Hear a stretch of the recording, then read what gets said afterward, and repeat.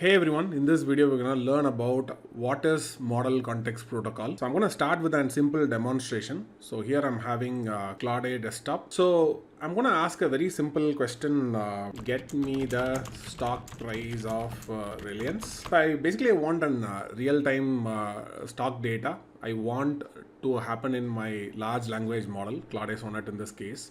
So I'm going to press enter.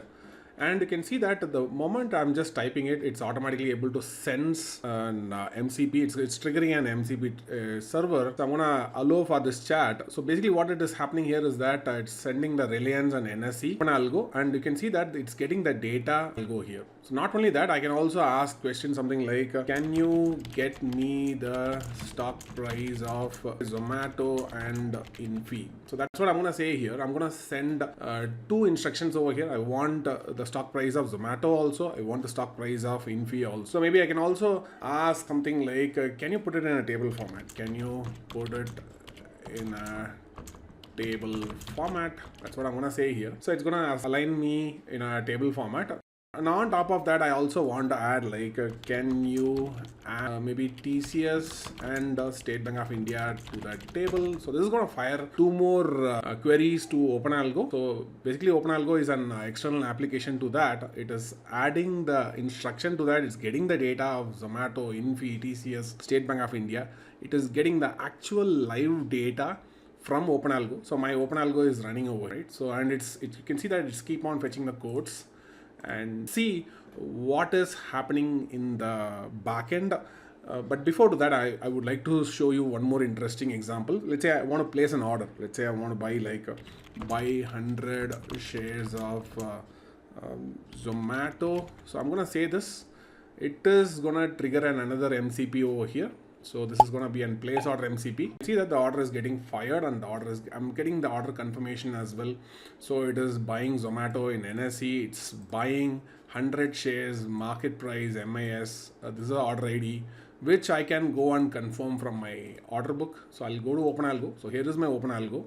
I'll go to my order book. So I should be able to see that the Zomato 100 shares has been punched, and so timing 18:14. That's a time. I mean, has been a little bit gone, but yeah. So this time Zomato 100 shares has been punched. Maybe I'll say maybe I'll try with a different thing. Maybe I'll say buy maybe 15 shares of SBIN. So if I say, automatically it will be buying 15 shares of State Bank of India in MAS format, and also I'm also getting the order confirmation as well. So here is the order ID.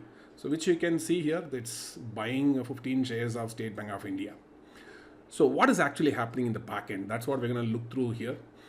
So MCP is an open source protocol. So it's an open protocol from Anthropic itself. It says that standardize how applications provide context to LLMs. So with a natural language, I am able to communicate with my own application. The application can be my own application, or it can be an Excel sheet, or it can be an Gmail, or it can be your Slack application, or it can be your database. So basically it's some application which your large language models can communicate. So they are saying think of an MCP like an USB-C port for AI application. So any AI applications can act or can connect with your own application over here. So recently AI tools like Claude Desktop, Cursor, I'm sure here you can see that I'm using Windsurf and Client kind of tools. They started supporting MCP, and it's getting quite viral around last couple of days. So I thought okay, why not let me also go and dig into MCP as well. So what I learned is, so MCP contains an client server architecture. So MCP client, which is where our AI tools will be running inside my computer. I'm having an MCP client, which is nothing but my Claude Desktop. Now this Claude Desktop will be acting like a client, which is going to communicate with my MCP server. This MCP server is nothing but a tiny Python helper code. In the sense, this is where the instructions has been said what is the format of the data that I'm just going to communicate with OpenAlgo, right? So here I'm having tools which contains get codes and place orders. So I'm going to show you the Python code over here. So here is my Python code, mcp-openalgo.py, which is the MCP server, right? So which is going to act like a middleman between my OpenAlgo and also with the Claude Desktop. So this is where the MCP comes in. So here I'm getting my OpenAlgo API key. I'm defining my MCP, right? I'm setting my MCP as like OpenAlgo. That's the application name. And if you go to the tools, mcp.tool, the tool is where I'm defining a place order. I'm setting so and so types. So what should be the default value? I'm putting some validations and checks. I'm also defining another tool for get codes. So this will be getting the codes. So by default, you'll be getting the code from NSE. So that is what I'm just defining over here. However, you can mention the exchange and you can get, let's say you can even get symbol for any NFO or M6 symbols you will be able to get if you are able to set the exchange in your prompting. So this is the one which is going to act like a middleman. That's like a kind of an helper function, right? So I had defined two tools over here. One is get code and place order. And the same tools you'll be able to see in your Claude Desktop as well. So let's say I'll go to a new chat. So in your new chat, you can see an hammer icon which says like two MCP tools. If you click on that, you'll be able to see that get code and place order.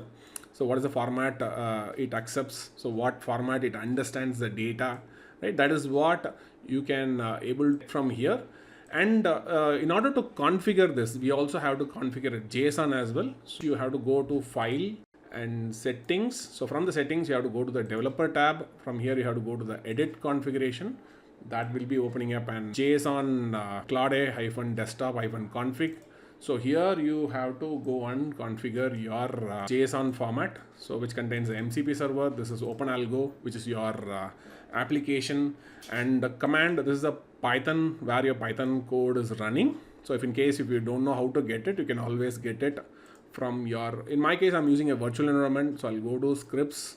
I'll go to the Python here, python.exe. So right click and then copy path, and then I'll come back and paste it over here. So when I'm pasting, I'll ensure that I'm using a double slash. So double slash, like kind of an escape sequence, is what we are using over here. And then inside the arguments, Python program. So the Python program is here.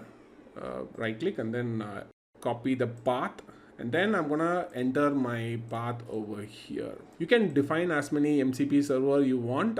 So in this case, I had defined only one MCP server. Right now, only connectivity with OpenAlgo.